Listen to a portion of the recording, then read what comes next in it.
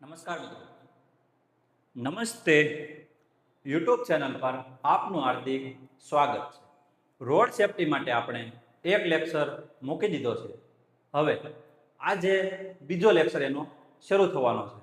હવે જો તમે પહેલો લેક્ચર ન જોયો હોય તો પહેલાં એ જોઈ નાખજો. જો તમને ગમે તો ચેનલને સબસ્ક્રાઈબ પણ કરજો અને લાઈક પણ કરજો અને બેલ આઇકન પણ દબાવી દેજો, જેથી નવા વિડીયો જે હું મૂકું છું તમારી સુધી પહોંચી શકે. બરાબર. હવે આજે આપણે જોવાનું છે કે વાહનોમાં ઉપલબ્ધ થતા રોડ સેફટીને લગતા અગત્યના સાધનો. એમાં પહેલા જે મેં તમને લેક્ચર જે ભણાવ્યો છે એ બધું માળખાકીય હતું કે ભાઈ રોડ સેફટીના નિયમ બનાવ્યા, એમાં કોને નિર્ણય લેવો, એ નિર્ણયનો અમલ કોણ કરે, તો એમાં કેવા કેવા સ્તંભ હતા. બરાબર. એ બધું આપણે જોયું. હવે રોડની વાત આવી જશે. ધીમે ધીમે રોડ ઉપર વાહન હાલે, પહેલા આપણે એ વાહનના સાધનોની વાત કરીશું, પછી રોડની વાત કરીશું, રોડના માર્ચિંગની વાત કરીશું, રોડ ઉપરના ફર્નિચરની વાત કરીશું અને રોડ ઉપર બનાવેલા સિમ્બોલ અલગ અલગ છે એની વાત કરીશું. એટલે હવે જે ભણવાનું છે ને એ બધું મોસ્ટ આઈએમપી કહી શકાય કે 90% અહીંથી સવાલ આવે. આગળનું જે હતું એમાંથી 10% સવાલ આવી શકે. બરાબર. હવે એમાં જોઈએ તો વાહનોમાં ઉપલબ્ધ થતા રોડ સેફટીને લગતા અગત્યના સાધનો. એમાં પહેલું જ સાધન છે બ્રેકિંગ, એટલે કે બ્રેક. મોટા વાહનમાં બે પ્રકારની બ્રેકિંગ સિસ્ટમ હોય છે, જેમાંથી એક હેન્ડ બ્રેક એટલે કે હાથ દ્વારા સંચાલિત, જે વાહનને પાર્ક કરવા દરમિયાન તેમજ કટોકટીની પરિસ્થિતિ દરમિયાન વાહનને અટકાવવા માટે ઉપયોગી હોય છે. બ્રેકિંગ બે પ્રકારની બ્રેક હોય છે. મોટા વાહનની વાત કરે છે. બરાબર. સોરી. એક હોય છે હાથથી બ્રેક મારી શકાય એવી હેન્ડ બ્રેક હોય છે. એ ક્યારે મારી શકાય તો કે એ બ્રેક એ કોઈ કટોકટીની પરિસ્થિતિ થાય, ઇમરજન્સી કે તમે 80ની સ્પીડે ગાડી ચલાવો છો, બરાબર, તો એમાં તમારે ઇમરજન્સી ઊભી રાખવાની જરૂરિયાત પડે છે, તો હેન્ડ બ્રેકનો ઉપયોગ થાય. અને બીજું કે તમે પાર્કિંગ કરો છો જ્યારે ગાડી, ત્યારે પણ હેન્ડ બ્રેકનો ઉપયોગ થાય છે. બરાબર. અને બીજી બ્રેક આવશે એ પગથી મારવાની આવશે. એ બ્રેકમાં જોઈએ તો જ્યારે બીજી બ્રેક, અહીંયા બ્રેક સર્વિસ, સોરી અહીંયા બેક જ આવશે, જ્યારે બીજી બેક સર્વિસ બ્રેક હોય છે જે ચાલતા વાહનની ગતિ ઓછી કરવા તેમજ વાહન થોડું અંતર કાપીને ઊભું રાખવા ઉપયોગી બને છે. બીજી બ્રેક પગથી મારવાની હોય. તમને ખબર છે પગથી બીજી બ્રેક મારો તો એમાં વાહન ઝડપથી ચાલતું હોય તો એની ઝડપ ઓછી કરવા, અથવા થોડુંક ચાલી ગયું હોય પછી પાછી ઊભી રાખવાની, ગાડી ઊભી રાખવાની નોબત આવી તો ત્યાં પણ ગાડી ઊભી રાખવા માટે આ પગથી જે બ્રેક મારી શકાય એનો ઉપયોગ થતો હોય છે. બરાબર. હવે આવે છે ઇન્ડિકેટર લાઇટ. શું છે ઇન્ડિકેટર લાઇટ? દિશા સૂચક લાઇટ. દરેક વાહનમાં ફરજિયાતપણે વાહનના આગળના ભાગમાં બે અને પાછળના ભાગમાં બે એમ કુલ 4 ઇન્ડિકેટર લાઇટ લગાવવામાં આવે છે. ઇન્ડિકેટર લાઇટ હોય કેટલા? 4. બે આગળ ને બે પાછળ. આ તમને ખબર છે. જે વાહન આગળ જતા ડાબી કે જમણી બાજુ વળાંક લેશે તે દર્શાવવા તેમજ હાઈવે પર પાછળ આવતા વાહનોને ઓવરટેક કરવા માટેની પરવાનગી આપવા ઉપયોગી બને છે. ઇન્ડિકેટર 4 હોય, બે આગળ હોય, બે પાછળ હોય. બરાબર. ઇન્ડિકેટરનો ઉપયોગ હું તો કે આગળથી તમારે ડાબી જવું છે, આગળથી તમારે જમણી જવું છે તો ઇન્ડિકેટર મારો. ઘણીવાર રોડ, મેન રોડ હોય, હાઈવે હોય, બરાબર, એમાં વાહનો વધારે ચાલતા હોય. બરાબર. હવે એ સમયે વધારે વાહન ચાલતા હોય તો તમારે જ્યારે વાહનને ઓવરટેક કરવો છે ત્યારે પણ તમારે ઇન્ડિકેટરની જરૂર પડે છે. એટલે તમે જમણી સાઈડથી ઓવરટેક કરો તો તમારે જમણી સાઈડનું ઇન્ડિકેટર મારવું પડે છે. એટલે પાછળ આવતા વાહનને ખબર પડે કે આ ભાઈ ઓવરટેક કરી રહ્યા છે. બરાબર. હવે આવે છે રિફ્લેક્ટર. આ ખાસ સમજજો. રિફ્લેક્ટર સામાન્ય રીતે મોટર વેહિકલમાં પાછળના ભાગે લાલ રિફ્લેક્ટર, એટલે કેવું, લાલ રિફ્લેક્ટર લગાવવામાં આવે છે, જે પાછળ આવતા વાહનોને રાત્રિના સમયે કોઈ વાહન ત્યાં ઊભું છે તેવી આગમછેતી દર્શાવવાનું કામ કરે છે. રિફ્લેક્ટર તમારી ટુ વ્હીલ છે એની પાછળ લાલ લાલ બત્તી હોય છે, બરોબર. બ્રેક મારો ત્યારે જે લાલ બત્તી થાય એ રિફ્લેક્ટર નથી, માત્ર જે લાલ કવર છે ને એ રિફ્લેક્ટર છે. પાછળથી વાહન આવે છે એની લાઈટ જ્યારે રિફ્લેક્ટર ઉપર પડે ને તો એમાંથી લાલ પ્રકાશ દેખાય, એટલે પાછળ વાળાને ખબર પડે કે આગળ એક વાહન છે, અથવા તમારું વાહન ઊભું હોય તો એને એમ થાય કે આગળ એક વાહન ઊભું છે. ચાલો હવે આવશે હેડલાઇટ. મોટરસાયકલમાં આગળના ભાગે એક અને અન્ય વાહનમાં બે હેડલાઇટ લગાવવામાં આવે છે, જે રસ્તા પર આગળની બાજુએ પ્રકાશ પાડે છે. આ હેડલાઇટ સામાન્ય રીતે વાહનથી 155 મીટર જેટલા અંતર સુધી પ્રકાશ પાડી શકે તેવી હોવી જોઈએ. જો શું છે ભાઈ હેડલાઇટ, તમને ખબર છે કે ટુ વ્હીલ હોય તો આગળ એક હેડલાઇટ હોય, આગળની લાઇટ એને હેડલાઇટ કહેવાય. જો ફોર વ્હીલ છે તો આગળ બે હેડલાઇટ હોય છે. જો ફોર વ્હીલ હોય કે ટુ વ્હીલ હોય, આગળની હેડલાઇટ છે જે લાઇટ તમે શરૂ કરો છો તો એનું કેટલા સુધીમાં પ્રકાશ પડવો જોઈએ? 155 મીટર સુધીમાં પ્રકાશ પડવો જોઈએ. ત્યાં સુધીનું વાહન છે ગણાય. એટલે કે ત્યાં સુધી તમને દૂરનું દેખાતું હોય તો તમે વધારે સ્પીડ કરો તો એ તમને વાંધો આવવા જતો નથી. આ હેડલાઇટમાં ડીપર લાઇટ પણ આવેલી હોય છે, જ્યારે સામેથી આવતા વાહન ચાલકની આંખમાં હેડલાઇટ પડવાથી અકસ્માત થવાનો ભય રહે છે. થોડુંક ઉપર લઈ લો એટલે તમને દેખાય, ભય રહે છે, બરોબર. હવે જુઓ, ઘણી વાર તમને ખબર હોય કે ભાઈ ફોર વ્હીલ આવતી હોય ને તો બે લાઇટ હોય એટલે હેડલાઇટ હોય એનો પ્રકાશ ખૂબ વધી જાય, આગળ જો કદાચ ટુ વ્હીલ આવતી હોય ને ટુ વ્હીલ એની લાઇટ ઓછી હોય, બરોબર. અને એક હોય ને સામે બે લાઇટ એટલે ફેર તો પડવાનો જ છે. અને એમાંય જો ઓછી હોય લાઇટ, બરોબર, તો ખૂબ વધારે પ્રકાશ આનો હોય અને સામેવાળો ટુ વ્હીલ વાળો જે વ્યક્તિ છે એના આંખમાં એ પ્રકાશ જાય છે અને એ વ્યક્તિને દેખાતું બંધ થઈ જાય.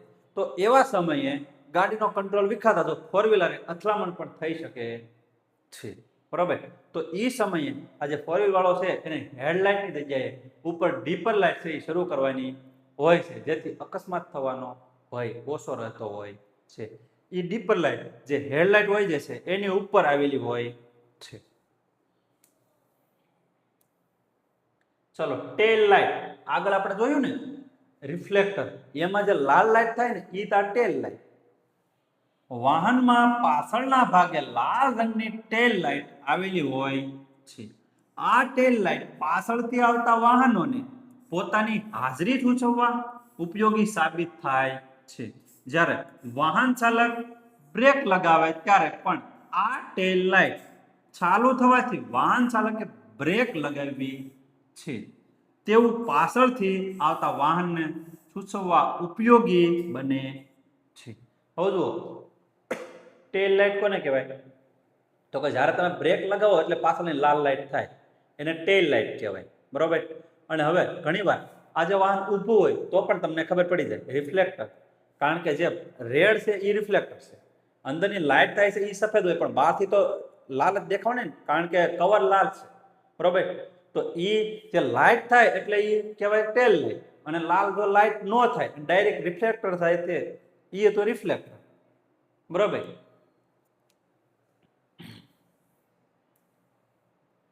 જેથી પાછળથી આવતા વાહનને પોતાની ગતિ ઘટાડવાનો સમય મળી રહે છે. એટલે એનું ઈ જ છે, બરોબર, કે ભાઈ ટેલ લાઇટ જો શરૂ કરે અથવા બ્રેક મારે, બરોબર, તો ખબર પડે પાછળની જે ટેલ લાઇટ શરૂ થાય એટલે પાછળના વાહનને ખબર પડી જાય કે હવે આપણે વાહન ધીમું રાખવું પડશે, આગળ એક વાહન જઈ રહ્યું છે. Parking light. Parking light motor વાહનમાં આગળની બાજુએ સફેદ કે પીળી પાર્કિંગ લાઇટ, જ્યારે પાછળની બાજુએ લાલ પાર્કિંગ લાઇટ લગાવવામાં આવે છે. જો એ ક્યારે લગાડવામાં આવી કહી દઈએ, જે વાહન રસ્તા પર પાર્ક થયેલું હોય ત્યારે ચાલુ રાખવી ફરજિયાત છે. પાર્કિંગ લાઇટ, પાર્કિંગ લાઇટ એટલે બધી લાઇટ એકારે શરૂ થઈ જાય. એટલે આમાં એમ કે છે પાર્કિંગ લાઇટ જો આગળની હોય તો પીળી અથવા સફેદ હોઈ શકે છે, પાછળની પાર્કિંગ લાઇટ લાલ હોય છે, બરોબર. આ ફોર વ્હીલમાં અથવા મોટા વાહનમાં પાર્કિંગ લાઇટ આવે છે. પણ હવે તમને ખબર છે નવી ગાડી લેવા જાવ ને તો ગાડીમાં પણ આવી ગઈ છે પાર્કિંગ લાઇટ, બરોબર. એટલે પાર્કિંગ લાઇટ કોને કહેવાય? તો કે જે વાહન તમારું સ્થિર છે અને રોડ ઉપર ઊભું છે તો તમે પાર્કિંગ લાઇટ શરૂ કરી દો, બરોબર. એટલે કે સારી લાઇટ એકસાથે શરૂ થઈ જાય, એને કહેવાય parking light. Rear view mirror, બે તમારા અરીસા, જે તમે એક મોઢું જોવા રાખો છો, એક તમારો રસ્તો જોવા રાખો છો, બરોબર ને? રાખો છો ને એક મોઢું જોવા, બરોબર. પ્રત્યેક વાહનની બંને બાજુએ પાછળથી આવતા વાહન જોવા માટે રિયર વ્યૂ મિરર લગાવવામાં આવે છે, જેનો ઉપયોગ વાહન ચાલક સાવધાનીપૂર્વક વળાંક લેવા તેમજ ઓવરટેક કરવા માટે ઉપયોગ કરે છે. હવે તમને ખબર છે બે મિરર હોય તો એનો ઉપયોગ એક તમે મોઢું જોવા કરો છો અને એક તમે રસ્તો જોવા કરો છો. બંને મિરર છે એ રસ્તો જોવાના હોય છે, એક ડાબી બાજુનો રસ્તો દેખાડે, એક જમણી બાજુનો રસ્તો દેખાડે, બરોબર. એવું હોય છે. બે મિરર અલગ અલગ રસ્તો દેખાડે એવું હોય છે. તમે ડાબી બાજુનું જુઓ કે જમણી બાજુનું જુઓ, એ બે પાછળનો રસ્તો દેખાડે, સમજાય છે ને? બરોબર. હવે ઘણા હોય છે કે એક મિરરનો ઉપયોગ કરતા હોય છે એના માટે મોઢું જોવાનું, એક મિરરનો ઉપયોગ કરતા હોય રસ્તો જોવાનો, બરોબર. એટલે ધ્યાન રાખવું. ઓવરટેક કરતી વખતે પણ એનો ઉપયોગ થાય છે. સીટ બેલ્ટ, ભારત સરકારના સેન્ટ્રલ મોટર વેહિકલ રૂલ્સ 1989 મુજબ તમામ મોટર વેહિકલમાં સીટ બેલ્ટ લગાવવામાં આવે છે, જે લગાવવો ફરજિયાત છે. આ સીટ બેલ્ટ લગાવવાથી અકસ્માત સમયે વાહન ચાલકને ગંભીર ઈજાઓ પણ થવાની શક્યતા ઘટે છે. Central motor vehicle rules 1989. આ રૂલ્સમાં એવું કીધું કે કોઈ પણ વાહન હોય, કોઈ પણ મોટું વાહન છે તો એમાં ફરજિયાત તમારે સીટ બેલ્ટ નાખવાનું, બરોબર. અને એ સીટ બેલ્ટ નાખે એટલે જે પણ કાર ચલાવે છે તો એને સીટ બેલ્ટ બાંધવા ફરજિયાત છે, જેથી એક્સિડન્ટ જે પણ થાય છે, જેટલા પણ એક્સિડન્ટ થાય છે તો એમાં મૃત્યુનો ભય ઓછો રહે છે, બરોબર. કારણ કે જ્યારે એક્સિડન્ટ થાય ને ત્યારે ફૂલ સ્પીડમાં ગાડી હોય, બરોબર, તો ન્યૂટનની ગતિનો પેલો નિયમ ઉપયોગી બને કે ભાઈ આવે ગતિમાં હોય તો ગતિમાં જ રહે, પણ ગતિમાં જેવું એમ બ્રેક લાગે, અથડામણ મળે, બરોબર, તો આપણે બધા આગળની બાજુ તમે જો તમે સીટ બેલ્ટ માર્યો હોય તો તમે આગળની બાજુ ન નમો અને તમે હેન્ડલ જે છે એને અથડામણ થતી નથી, એટલે એની જે ઈજા જે થાય હેન્ડલ ભટકાવાની એ થતી નથી. એરબેગ, મોટર વાહનમાં સ્ટીયરિંગ વ્હીલ એરબેગથી સજ્જ હોય છે, જે અકસ્માત થાય ત્યારે કાર્યરત થાય છે અને ફુગ્ગા સ્વરૂપે સ્ટીયરિંગ વ્હીલમાંથી બહાર આવે છે. એરબેગમાં સોડિયમ એઝાઇડ ગેસ હોય છે. આ એરબેગ વાહન ચાલકને અકસ્માત સમયે મોં તેમજ માથાના ભાગે ગંભીર ઈજાઓ થવાથી શક્યતાઓ ઘટાડે છે. શું કહે છે? જો એરબેગ જે આપણું સ્ટીયરિંગ હોય ને, એટલે કે આ ફોર વ્હીલમાં હોય, ટુ વ્હીલમાં ન આવે. તમને એમ થાય ટુ વ્હીલમાં તમે શોધો છો તો ટુ વ્હીલમાં ન આવે, સ્ટીયરિંગ ન આવે, બરોબર. તો સ્ટીયરિંગ જે હોય એમાં સમયે એટલે ક્યારે જ્યારે એક્સિડન્ટ થાય, બરોબર. એટલે એક્સિડન્ટ થાય ને એટલે સ્ટીયરિંગમાં જે એરબેગ છે ને ખબર પડી જાય કે હવે મારે નીકળવાનો સમય થઈ ગયો છે, બરોબર. એટલે એ ભાઈ બહાર આવે અને તરત સામેનો જે વ્યક્તિ છે અથડામણ થતી હોય તો એ એરબેગમાં અથડામણ થાય, એટલે આ રીતે અથડામણ થતી હોય તો એને ઈજા થવાનો ભય ઓછો રહેતો હોય છે, બરોબર. એરબેગ બહાર આવે એટલે એક કામ ઓશિકા જેવું થઈ જાય, એટલે કે એને ઈજાઓ ન થાય, બરોબર. બીજું એક યાદ રાખજો કે એરબેગ જે છે એમાં સોડિયમ એઝાઇડ નો ઉપયોગ થતો હોય છે. એ જે એરબેગ હોય ને એમાં ઉપયોગ શેનો થાય તો કે સોડિયમ એઝાઇડ. આ કદાચ પૂછી શકે. વિભિન્ન રંગની લાઇટ, અલગ અલગ પ્રકારની લાઇટ, તો કે ઘણી વાર કેટલાક વાહનો ઉપર આપણને વાદળી, લાલ, સફેદ, પીળી વગેરે લાઇટ જોવા મળે છે. આ વિભિન્ન રંગોની લાઇટ સરકાર દ્વારા માન્યતા વાહનોમાં જ લગાવવામાં આવે છે.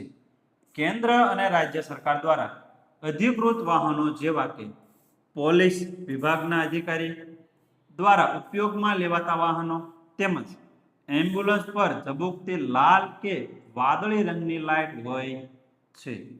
અધિકૃત વાહનો સિવાયના તમામ વાહનોમાં આ પ્રકારની રંગબેરંગી લાઇટ લગાવવા પર પ્રતિબંધ છે.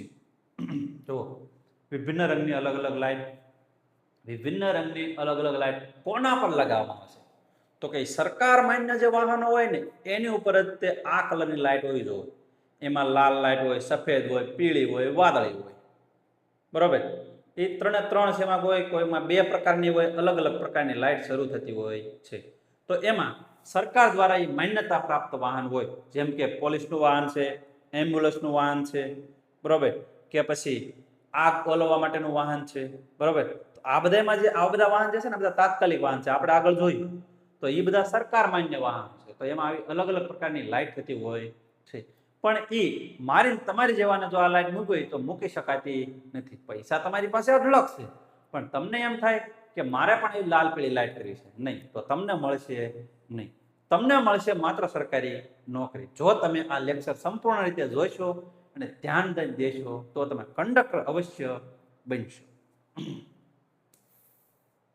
ચાલો, રોડ માર્કિંગ. હવે જો ખાસ નવું શરૂ થશે. વાહનની માહિતી પૂરી થઈ ગઈ. આવું વાહન હોય, વાહનમાં આ વસ્તુ હોય, આ વસ્તુ હોય, ઓલું હોય, તે હોય, એ બધું તમે જોયું હોય. બરોબર, હવે છે રોડ માર્કિંગ. આઈએમપી સવાલ હતો, અહીંથી શરૂ થશે. બરોબર,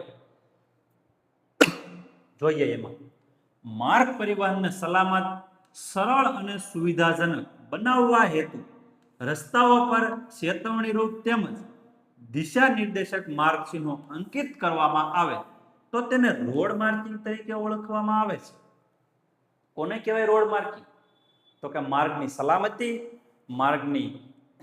માર્ગની સારી રીતે સ્થિતિ, આ બધું જળવાઈ રહે તેના માટે એના ઉપર રોડ માર્કિંગ કરવામાં આવે અને એના ઉપર એવા ચિહ્નો દર્શાવવામાં આવે કે વાહન કઈ રીતે ચલાવવું જોઈએ તે. તો એ જે ચિહ્નો છે એને જ તે કહેવાય રોડ માર્કિંગ. તમે રસ્તા ઉપર ચાલો છો, સફેદ પટ્ટી બનાવી છે તો એ કહેવાય રોડ માર્કિંગ. તૂટક રેખા બનાવી છે તો એ કહેવાય રોડ માર્કિંગ. તમે રસ્તા ઉપર ચાલો છો, સ્ટોપ લખેલું છે તો એ છે રોડ માર્કિંગ. તમે રસ્તા ઉપર ચાલો છો, આ રીતે આડા પટ્ટા એક સાથે મારેલા છે તો એ છે રોડ માર્કિંગ. બરોબર, આ ચિહ્નો ડ્રાઈવરને વાહન ચલાવવા માટેનું માર્ગદર્શન આપી રોડ અકસ્માતોને રોકવામાં મદદ કરે છે. બરોબર, જો આ ચિહ્નો હોય તો જે ડ્રાઈવર કોઈ પણ વાહન ચલાવે છે તો એ ડ્રાઈવર. બરોબર, હવે ઈ રોડ ઉપર જાય છે, બરોબર, તો એને ચિહ્નો દેખાય તો એ પ્રમાણે વાહન ચાલે હકા. ધારો કે તૂટક રેખા વાળી હોય તો આપણને ખબર હોય કે વાહન આ બાજુ ઓવરટેક કરીને પાછું આપણા સાઈડમાં ઉયું હોય, એ આપણે આગળ જોઈશું જ તે. પણ કેવો નિયમ છે, જો રોડ માર્ગ હોય તો તમને ખબર પડે, આગળથી એરો દર્શાવ્યો હોય, બહુ ખૂબ ઝાઝા બધા વાહનો હોય ને તો આગળથી એરો દર્શાવ્યો હોય, આગળથી ડાબી બાજુનો એરો દર્શાવ્યો તો તમને ખબર પડે કે અહીંથી આગળથી આપણે ડાબી બાજુ જવાનું છે. બરોબર, જેમ કે ઝડપ મર્યાદા, ટ્રાફિક સિગ્નલ, વળાંકના ચિહ્નો વગેરે, આ બધું જે છે એ શું છે તો કે એ છે બધા માર્કિંગ કે જેના ઉપરથી નક્કી કરી શકાશે કે વાહનની ઝડપ કરવી, ઓછી કરવી, વધારે કરવી. ચાલો, સામાન્ય રીતે રોડ માર્કિંગના ચિહ્નો માટે મુખ્યત્વે સફેદ અને પીળા રંગનો ઉપયોગ કરવામાં આવે છે. રોડ માર્કિંગના ચિહ્નો હવામાનની કોઈ પણ પરિસ્થિતિઓમાં જોઈ શકાય તે માટે આ ચિહ્નોમાં થર્મોપ્લાસ્ટિક અથવા થર્મોસેટિંગ રેઝિનનો ઉપયોગ કરવામાં આવે છે.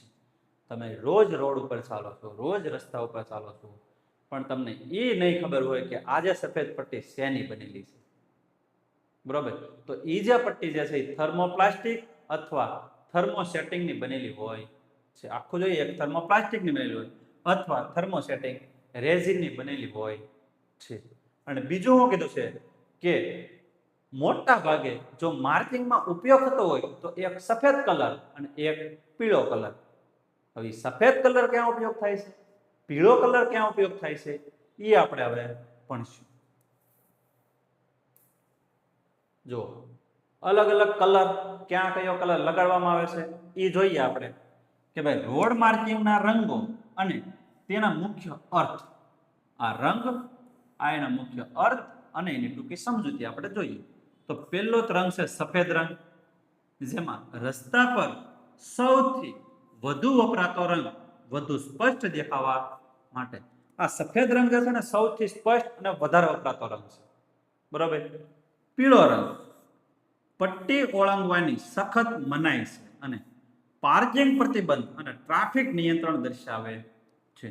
પીળો રંગ જ્યાં હોય, જ્યાં પણ પીળા રંગનું દોરેલું છે અથવા પટ્ટી દોરેલી છે તો એને ફરજિયાત ઓળંગવો નહીં, સંપૂર્ણ પ્રતિબંધ હોય છે.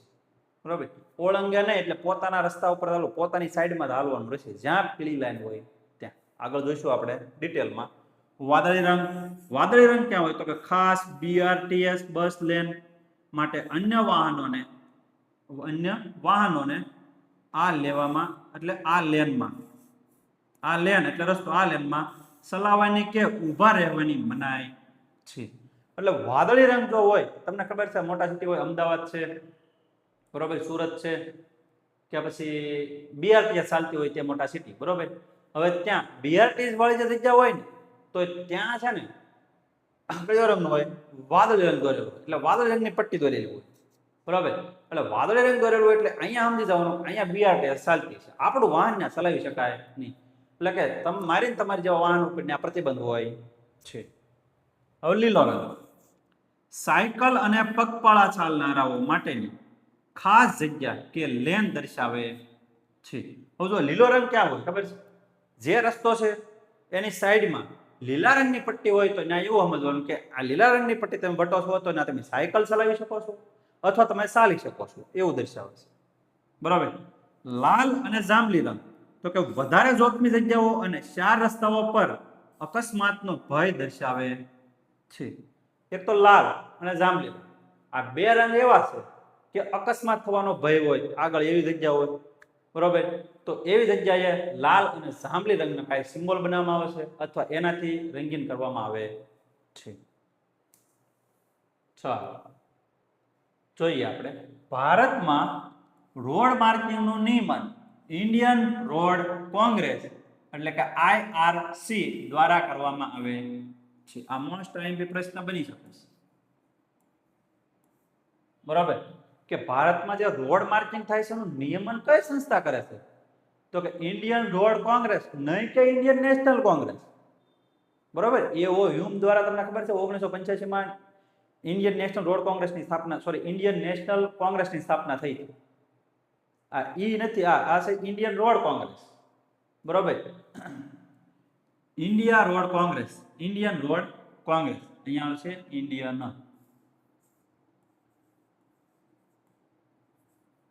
Indian Road Congress. Indian Road Congress એ ભારતમાં હાઈવે એન્જિનિયરિંગની સર્વોચ્ચ સંસ્થા છે, ભારતની મેન સંસ્થા છે. કે રોડ માર્કિંગ કરતી હોય તો મેન સંસ્થા કોણ? Indian Road Congress. માર્ગ વિકાસ હેતુ વર્ષ 1934 ની વાત છે, જેમાં જયકર સમિતિની ભલામણોને આધારે આ સંસ્થાની સ્થાપના કરવામાં આવી હતી. વર્ષ 1973માં IRC ઇન્ડિયન રોડ કોંગ્રેસ હેઠળ હાઈવે રિસર્ચ બોર્ડ HRB ની સ્થાપના કરવામાં આવી હતી. જો શું થયું, ઇન્ડિયન રોડ કોંગ્રેસ છે એ ભારતની સર્વોચ્ચ સંસ્થા છે રોડ માર્કિંગ માટેની. રોડ બનાવે અલગ, રોડ ઉપર માર્ક કરે એ સંસ્થા અલગ, એ ઇન્ડિયન રોડ કોંગ્રેસ, બરાબર. એની શરૂઆત તો કે સૌ પ્રથમ 1934માં જયકર સમિતિ દ્વારા કરવામાં આવી હતી અને 1973 ની વાત છે, જેમાં ઇન્ડિયન રોડ કોંગ્રેસ દ્વારા એક એની અંડરમાં બીજી કમિટી બનાવવામાં આવી, એટલે કે ઈ હવે કામ કરશે. એટલે એની હેઠળ એક હાઈવે રિસર્ચ બોર્ડ બનાવવામાં આવ્યું, કમિટી બનાવી, એમાં એક હાઈવે રિસર્ચ બોર્ડ બનાવ્યું. આજે હાઈવે રિસર્ચ બોર્ડ જે છે એ ઇન્ડિયન રોડ કોંગ્રેસ કે છે તેમ કાર્ય કરશે.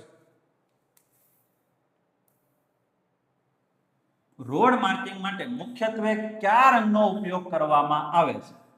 તો ઓપ્શન એ લાલ અને લીલો, ઓપ્શન બી સફેદ અને પીળો, ઓપ્શન સી કાળો અને સફેદ, ઓપ્શન ડી પીળો અને વાદળી. ચલો, સૌથી વધારે રંગનો ઉપયોગ થતો હોય તો સફેદ છે, પણ મુખ્યત્વે કયા રંગનો ઉપયોગ થાય? બે રંગ આપ્યા છે તમને, તો બે રંગ કે તો જવાબ શું આવશે? ઓપ્શન બી પીળો અને સફેદ. ચાલો, રોડ માર્કિંગના ચિહ્નો કોઈ પણ હવામાનની પરિસ્થિતિમાં જોઈ શકાય તે માટે શાનો ઉપયોગ કરવામાં આવે છે?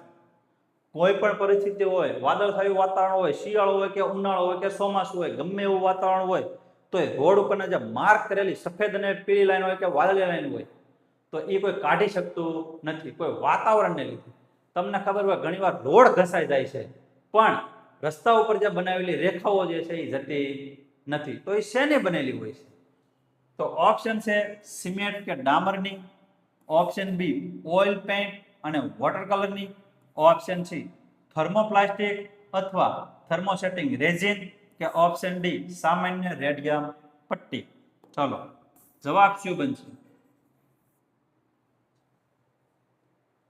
શું જવાબ બનશે? જવાબ બનશે ઓપ્શન સી થર્મોપ્લાસ્ટિક અથવા થર્મોસેટિંગ રેઝિન. બરોબર, સમજાય છે ને મિત્રો? હવે જો બીઆરટીએસ બસને દર્શાવવા માટે કયા રંગનો રોડ માર્કિંગનો ઉપયોગ થાય છે? આ મેં તમને કીધું ને કે બીઆરટીએસ હોય એનો પર્સનલી રોડ હોય, બરોબર, એમાં તમે કેવું વાહન ચલાવી શકીએ નહીં. તો એમાં કયા રંગનો ઉપયોગ થાય? ઓપ્શન એ વાદળી, ઓપ્શન બી લીલો, ઓપ્શન સી લાલ અને જાંબલી, ઓપ્શન ડી કે પીળો. ચાલો શું જવાબ આવશે? મેં તમને આગળ કીધું કે જે કહેવાય ને કે લંબાઈમાં વધારે હોય MCQ, અહીં એવું તો નથી પણ તમને એમ થાય એકારે બે રંગ છે તો કદાચ ઈ જવાબ આવતો છે, થાય ને એવું. આવડતું ન હોય તો એવું મનમાં વિચાર આવે. હાલો અહીંયા જવાબ આવશે ઓપ્શન એ વાદળી રંગ. ચાલો, ભારતમાં રોડ માર્કિંગનું નિયમન કઈ સંસ્થા દ્વારા કરવામાં આવે છે? Option A National Highway Authority of India, option B IRC Indian Road Congress, option C RTO, option D HRB. ચલો કોણ આવશે?